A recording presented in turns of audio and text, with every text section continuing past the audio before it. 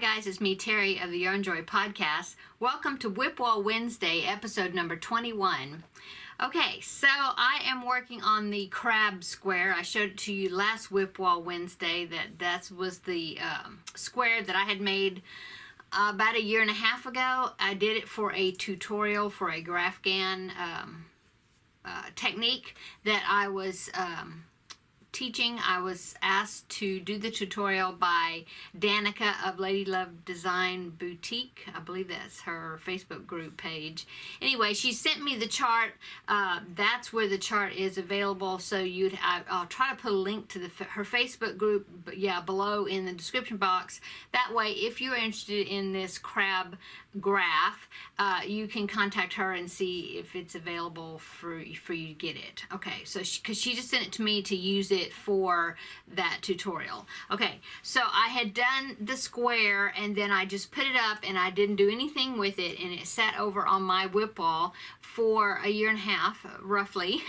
And so I decided to pull it off and get it going again and work on it. And so what I decided to do is to turn it into a child's blanket, probably, or lapgan, something, some size like that, and it's going to be a square project. And what I'm doing is I'm using the around the bases blanket pattern. I love that pattern. You start out with your own square.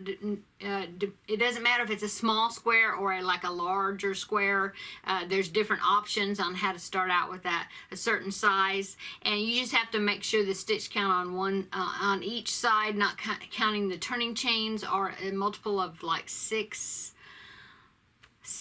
minus 2. I think that's right. Yeah, because mine was 70 stitches per side that I worked out. Okay, so anyway, so I started with that, and it's called the Around the Bases Crochet Along, I think, or around the Bases blanket, because it's based on baseball, and so there's like 9 parts to it. It's like a sampler blanket, and so there's 9 parts, and each part is called an inning, like in baseball.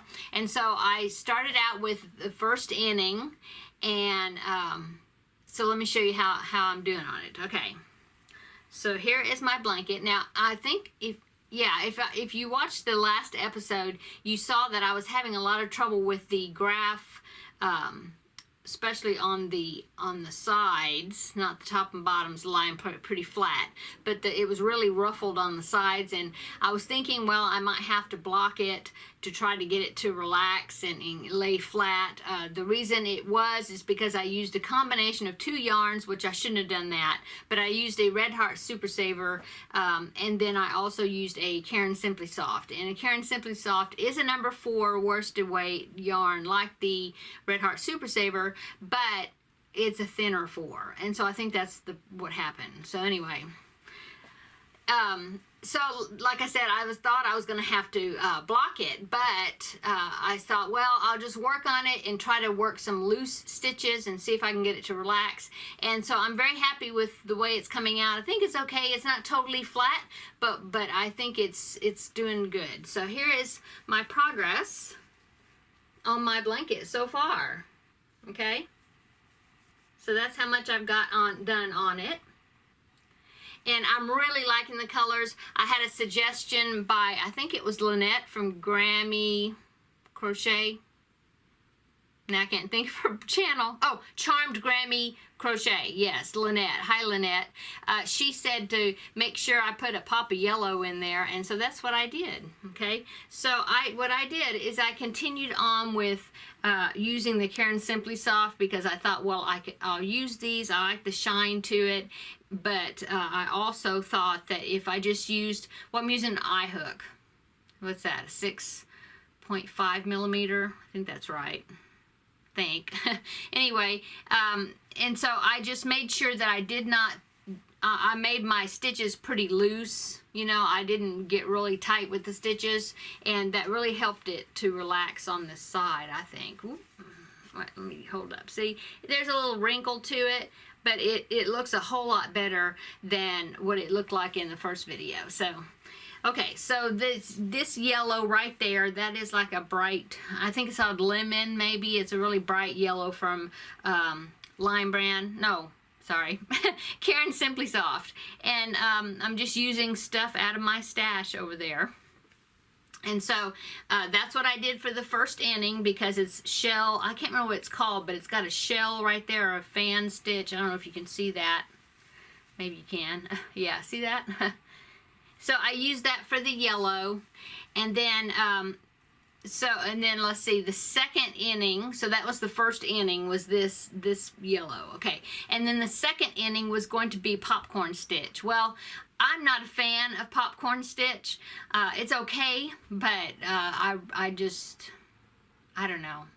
I'm not a fan of it. So I'm working on one blanket right now, and I'm working on some a popcorn stitch section on that project, and so I didn't want to do it over here. So what I did, which I love about this pattern, is the fact that in the beginning of each inning, okay, it'll tell you how much stitch per side that you need to start out with, okay, and then for it to work out that pattern, and then the stitch pattern, okay, and then at the end of the inning, okay, or that part, it has a new stitch count where it's like, okay, well, this is what per side you should have that stitches. Well, it'll tell you in two different ways. It'll give you the multiples, okay, but then they even did the math for you, and they put in parentheses a bunch of numbers, and it's all multiples of that, whatever that number is, like multiples of 4 or whatever, but they have them written down at the bottom, so you just count your stitches, and then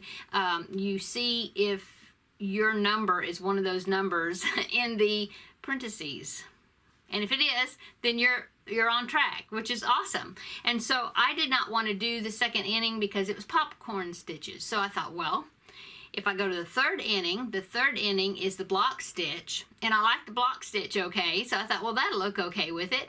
And so I looked at the beginning of the third inning to see what stitch count I needed to start that, and it was good. I mean, I was one stitch off. Yeah, I had one stitch more than what it said I should have per side.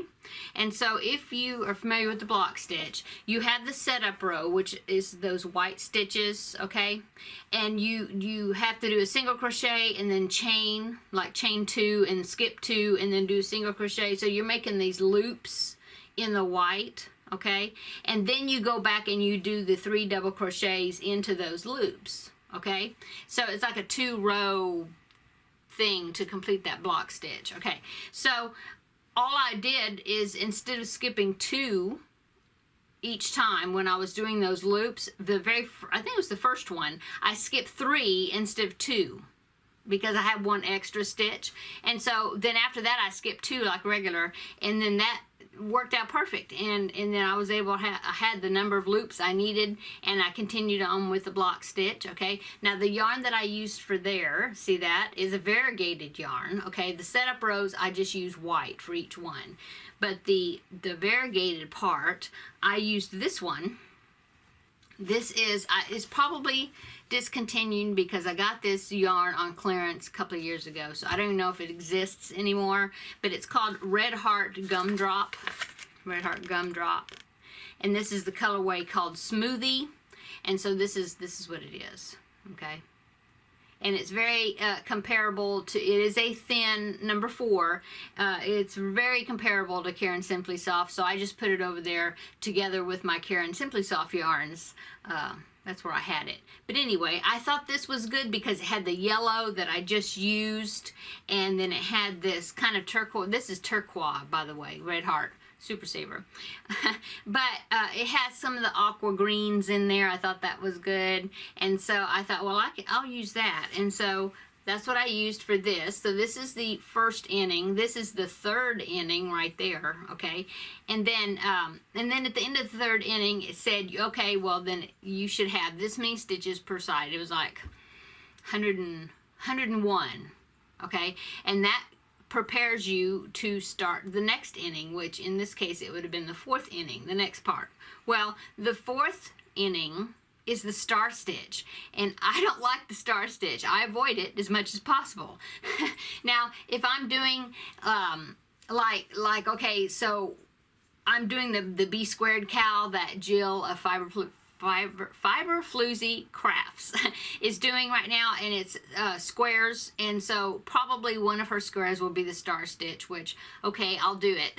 But if I'm going to do a big blanket project, I just really don't like the star stitch. It's pretty, but I just don't like messing with all the loops. So I decided, okay, I'm not going to do the 4th inning. I'll jump up to the 5th inning because I like that one. And so the only thing I had to do different is because at the beginning of the 4th inning, you need to have one of the options of your numbers.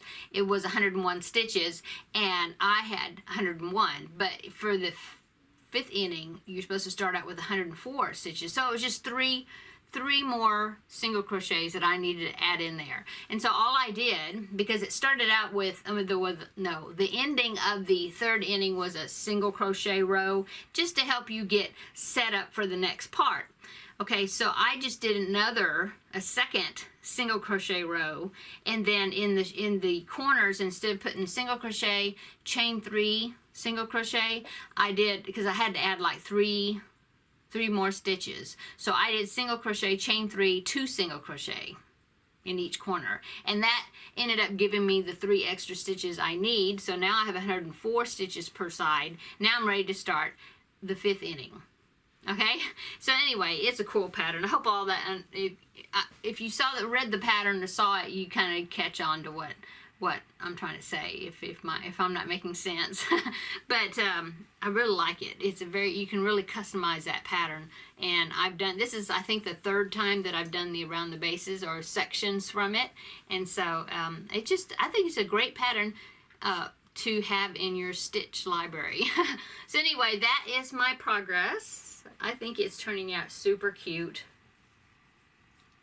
Super cute. I don't know. Oh, I was thinking, now I'm going to have a hard time getting rid of this. I think, because people, not getting rid of, but I was saying that I would use it and I would donate it when I got finished with it. But it's so cute. Oh my gosh. So people were saying, you should keep it for your grandbaby. So I might have to keep it around. And so then my grandbaby, my grandson can have it when he's here and wants to snuggle up with something. So I may just have to put it back and keep it. But I do intend to make blankets that I'm going to be donating this year. I really am. And anyway, I think it's so cute, and I'm keeping up with the weaving the tails in. I had a bunch in the corners when I was doing this block stitch, and I've got them all weaved in, except I see one stray one right here that didn't get weaved in. So, but besides that, I'm keeping up with weaving in the ends. And so I think the next thing I'm going to do is, since I have the red here, which is the same red as the body of the crab, I think the next color I'm going to do is, I might bring back the turquoise. It's like a three row section, and each row is the same pattern. It's like some type of what do they call them? I don't know. It's these shells that are like leaning over to the side, the next section, and there's like 3 sections. And so I may do like a row of the turquoise, and then the next time do it in yellow, and then the next time do it in the turquoise again to bring in the yellow again. I don't know. That's one thing sometimes I struggle with, is trying to coordinate colors and see what color should be added in next, you know.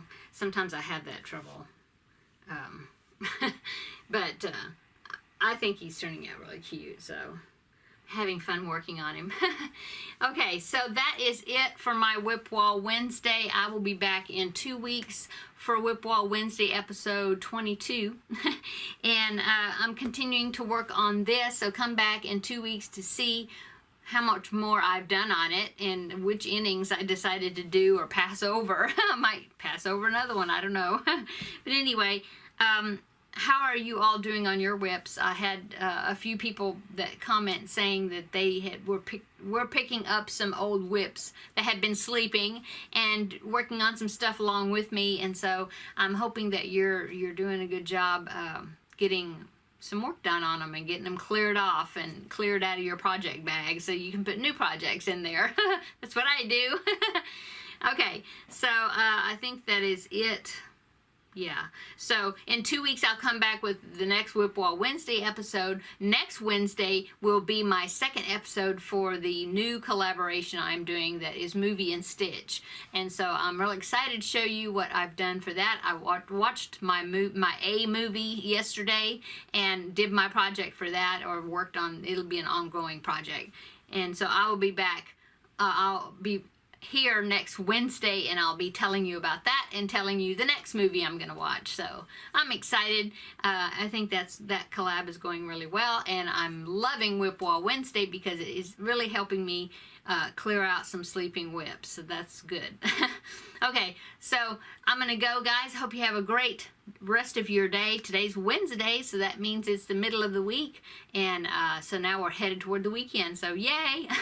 So come back tomorrow for my regular Yarnjoy podcast episode, and I will show you all the other things I've been working on. Okay, so I'm gonna go, guys. Have a great day, and we will see you in the next video. Bye.